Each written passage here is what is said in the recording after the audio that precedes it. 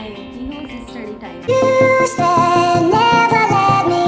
नमस्ते friends, welcome back to my channel. I hope you all are doing well.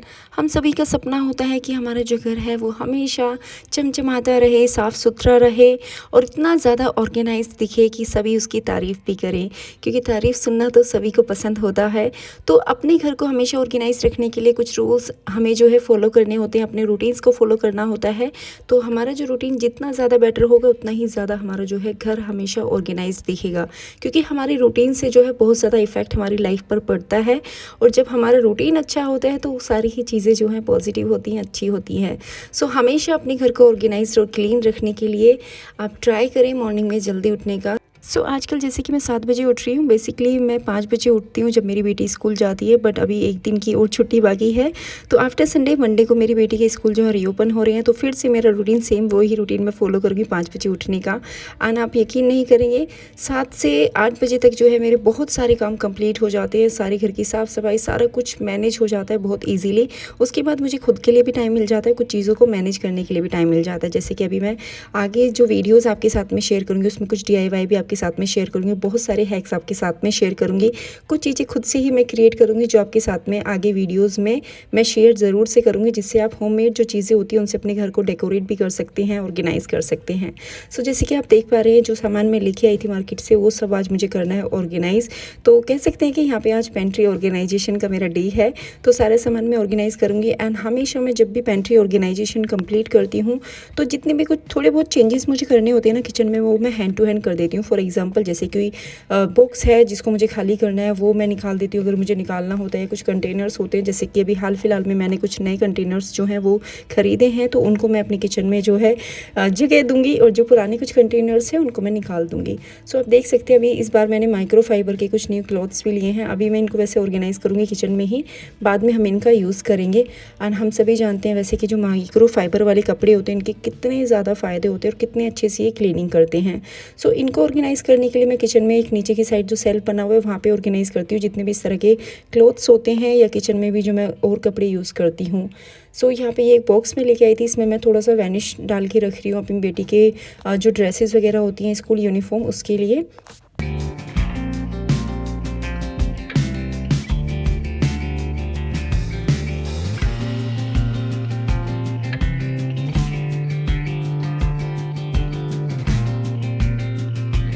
जैसे कि मैं आपको हमेशा ही बोलती हूँ, अपने घर को आप भी अगर ऑर्गेनाइज रखना चाहती हैं तो जैसे ही आपको थोड़ा बहुत भी टाइम मिलता है तो ट्राई करें घर में जितने भी एक्स्ट्रा चीज़ें आपको लगता है कुछ भी वेस्ट मटेरियल है उसको निकालने का, या कुछ मटेरियल ऐसे होते हैं जिनका हम रीयूज़ कर सकते हैं या उनको अपने तरीके से जो है DIY करके जो है हम यूज़ कर सकते हैं। जैसे कि हमारे पास कुछ बॉक्सेस ऐसे होते हैं जिनके हम ऑर्गेनाइज़र्स बना सकते हैं, पेन स्टैंड बना सकते हैं, बहुत सारी चीज़ें होती हैं।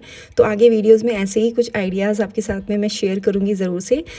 यू कैन सी वीडियो में आप देख सकते हैं कि जो ये एक ऑर्गेनाइज़र है, ये मिंत्रा से मैंने कुछ पार्सल मंगाया था, उसका बॉक्स है। अभी इसको मैंने DIY नहीं किया है, इस पर मैंने कोई भी पेपर वगैरह स्टिक नहीं किया है, ऐसे ही मैं इसको यूज़ कर रही हूँ। तो इस तरह के बॉक्सेस होते हैं जो पार्सल में हमारे पास में आते हैं, तो उनको आप यूज़ कर सकते हैं एज अ ऑर्गेनाइज़र। कुछ भी चीज़ें ऑर्गेनाइज़ करने के लिए इस तरह से कोई भी जो डस्टिंग क्लॉथ्स होते हैं उनको आप ऑर्गेनाइज़ करके रख सकते हैं। छोटी मोटी बहुत सारी चीज़ें होती हैं जिनको आप इस तरीके से ऑर्गेनाइज़ कर सकते हैं। इससे एक तो आपका पैसा भी बच जाता है, दूसरा ये कि जो भी चीज़ें आप रखते हैं ना बहुत अच्छे से ऑर्गेनाइज रहती हैं और लुक वाइज भी बहुत ज़्यादा बेटर लगती हैं। जैसे कि आप चाहते हैं अपने घर को ऑर्गेनाइज रखना, एक आप है कि ये भी फॉलो कर सकते हैं। जितनी भी घर में चीज़ें होती हैं ना, सबको एक घर दीजिए, सब चीज़ों की एक जगह होनी चाहिए, प्रॉपर एक उनका भी हाउस होना चाहिए, और सभी मेंबर्स को पता होना चाहिए कौन सी चीज़ कहाँ पर रखनी होती है, जिससे कि जहाँ से वो चीज़ों को ले और वापस से वहीं पर रख दे। तो इससे जो आपका घर है वो मैसी नहीं रहता है, हमेशा जो है ऑर्गेनाइज्ड आपका घर रहता है। और ज़रूरी है घर में जितने भी मेंबर्स होते हैं सभी इन रूल्स को फॉलो करें, क्योंकि किसी एक के करने से वो चीज़ें जो है सही नहीं होने वाली हैं। क्योंकि घर ऑर्गेनाइज्ड जो है जब ही रहेगा, घर में जितने मेंबर्स हैं ना सभी उन रूल्स को फॉलो करें। फॉर एग्जांपल जैसे कि जो चीज़ जहाँ से लेनी है वहीं से लिया और उसको वापस से वहीं पे रख दें, क्योंकि अगर एक होम मेकर ही पूरे घर को मैनेज करके रखेगी ना तो उतने तरीके से नहीं रख पाएगी उस तरीके से जैसे कि रखना चाहिए। रीज़न क्योंकि खाली एक बंदा अगर घर में ऐसा है जो चीज़ों को ऑर्गेनाइज़ कर रहा है, क्लीनिंग कर रहा है, लेकिन 4 जो मेंबर हैं घर के वो ऐसे हैं चीज़ों को इधर उधर रख देते हैं, तो थोड़ा सा डिफ़िकल्ट हो जाता है होम मेकर के लिए। इसीलिए घर में जितने मेंबर हैं ना तो सभी को हमेशा ध्यान रखना चाहिए कि घर को क्लीन रखें और ऑर्गेनाइज रखें।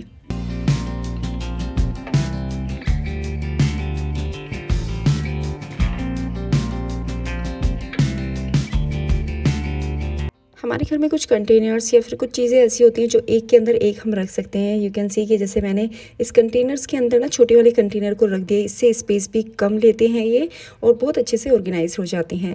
सो जैसे कि यहाँ पे पेंट्री ऑर्गेनाइजेशन का डे आज मैंने बताया है और यहाँ पे साथ के साथ मैं कुछ चेंजेस कर रही हूँ। जो कॉर्नर वाला शेल्फ है यहाँ पे मैं जो मेरी बेटी के लंच बॉक्स हैं सारे वो मैं रखती हूँ। जितने भी कंटेनर्स होते हैं जो मैं लेफ़्ट ओवर फूड के लिए यूज़ करती हूँ वो सारे कंटेनर्स यहीं पे रखती हूँ। और जैसे कि मिक्सी जार हो गए जो मैं डेली में यूज़ करती हूँ, 2 मिक्सी जार यहाँ पे मैं रखती हूँ, छोटे वाला एक मीडियम साइज़ का। तो यहाँ पे मैंने सोचा कि ना साथ के साथ मैं इसको भी ऑर्गेनाइज़ कर दूँ, क्योंकि मैं न्यू कंटेनर्स जो मैं लेके आई थी उनको मुझे यहाँ पे लगाना था और बेटी का लंच बॉक्स भी मैं लेके आई हूँ। तो सारी चीज़ें मुझे अच्छे से मैनेज करनी थी, तो मैंने इसको सबको खाली करके अच्छे से क्लीन करने के बाद जो है इसको सब सामान को दोबारा से ऑर्गेनाइज़ कर दिया है।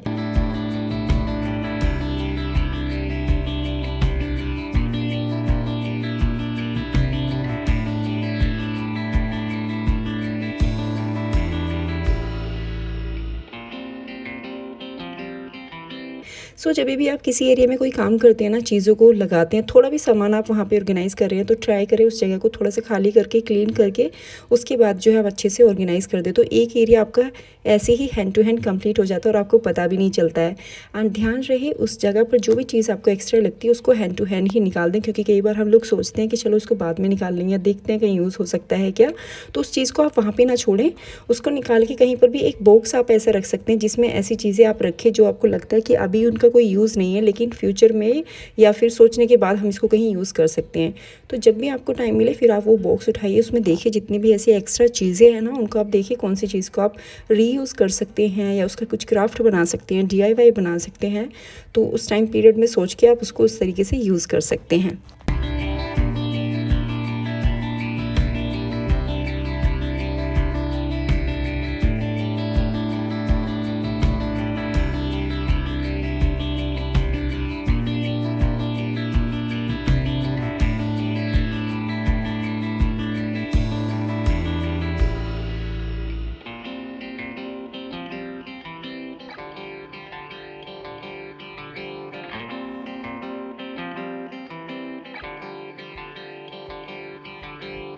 सो इस वाले शेल्फ में यहाँ पे मैंने कंटेनर लगाए हैं जो लेफ़्ट ओवर फूड के लिए मैं यूज़ करती हूँ। इस साइड जितने भी हैं मेरी बेटी के ये लंच बॉक्स हैं जो मैं रखती हूँ और कई तरह के मैंने लंच बॉक्स रखे हुए, स्टील के भी प्लास्टिक के भी हैं और अलग अलग साइजेज़ में हैं। ये रीज़न क्योंकि कई बार ना सेम लंच हम लोग नहीं देते हैं, छोटा मोटा लंच भी होता है। जैसे कि सैंडविचेज़ बना दिए फॉर एग्जाम्पल, छोटे वाले सैंडविच हमने बनाए या फिर कोई कुकीज़ वगैरह अलग से हमें देने एक्स्ट्रा, तो कई साइज़ के मैं उसके लंच बॉक्स रखती हूँ जो मुझे बहुत ज़्यादा हेल्प करते हैं उसको लंच देने में।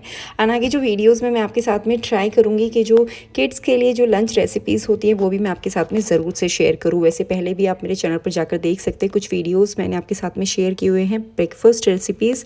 और यहाँ पर ये एक प्रोडक्ट मैं आपके साथ में शेयर कर देती हूँ। मैंने अभी हाल फिलहाल इसको मीशो से ऑर्डर किया था।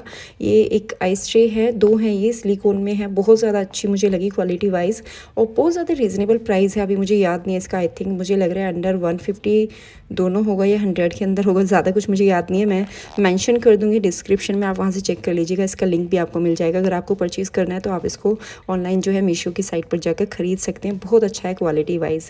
सो बस ये सब काम कंप्लीट करने के बाद उसके बाद मैं यहाँ पे ब्रेकफास्ट की तैयारी कर रही हूँ। सबसे पहले मैं चाय रखूँगी क्योंकि ये वाला काम जो है मेरा 8 बजे तक कंप्लीट हो गया था एंड आई फॉरगॉट कि इस दिन मैं 6 बजे उठी थी, 7 बजे नहीं, क्योंकि मुझे ये सब ऑर्गेनाइजेशन करना था तो मैं थोड़ा पहले उठ जाती हूँ। जैसे कि मैंने आपको बोला मुझे पहले से पता होता कि नेक्स्ट डे मुझे क्या काम करना है, तो उस काम के अकॉर्डिंग मैं अपने आप को जो है प्रिपेयर करके रखती हूँ। जैसे कि मुझे पता था बेटी तो स्कूल नहीं जाएगी लेकिन जो मेरा कुछ काम पेंडिंग है जो मुझे कंप्लीट करना है, कल ऑर्गेनाइजेशन करना है, तो इसी वजह से आज मैं उससे भी और काफ़ी 2 घंटे पहले मैं उठ गई थी। और यहाँ पर लगभग 8 बजे का टाइम है जब पीहू उठकर आई है और ज़्यादातर वो जब भी उठ के आती है ना उसको थोड़ा सा पैम्परिंग चाहिए होता है, क्योंकि बच्चे होती हैं उनको थोड़ा सा सुबह में चाहिए होता है थोड़ा सा प्यार किया जाए उनको और उनको थोड़ा सा सहलाया जाए। तो इस तरीके से वो मेरे पास आ जाती है, थोड़ा सा टाइम स्पेंड करती है, इससे उसका भी जो मूड है वो अच्छा रहता है। और मैं अपनी मूड की तो क्या ही बात करूँ, मेरा मूड तो सीरियसली बहुत अच्छा हो जाता है। आप मदर्स बिल्कुल समझ सकती हैं कि जब बच्चों के साथ में थोड़ा सा भी हम टाइम स्पेंड करते हैं तो हमारा जो स्ट्रेस है कितनी हद तक दूर हो जाता है और हमारा दिन भी बहुत अच्छा जाता है। मुझे ऐसा लगता है कितना भी हमने काम क्यों ना किया हो, हम उस काम को भूल जाते हैं, उस थकान को भूल जाते हैं जब बच्चों के साथ में थोड़ा सा टाइम स्पेंड कर लेते हैं।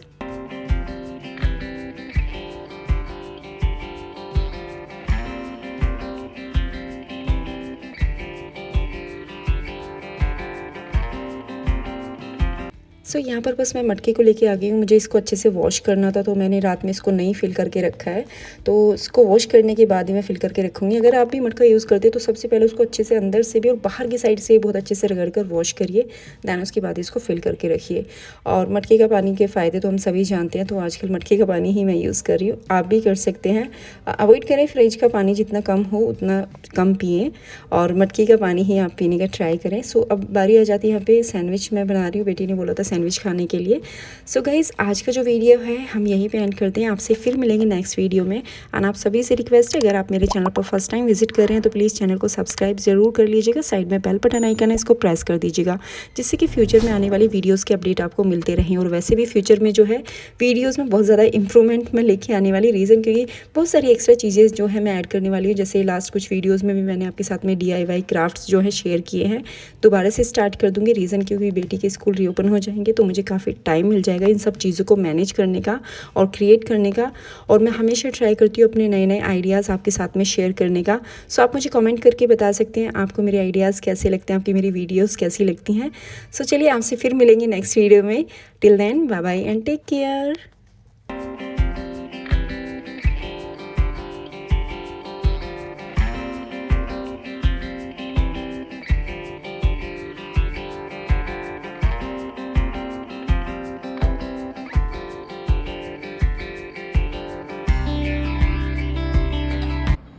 It's study time, Pihu's study time है।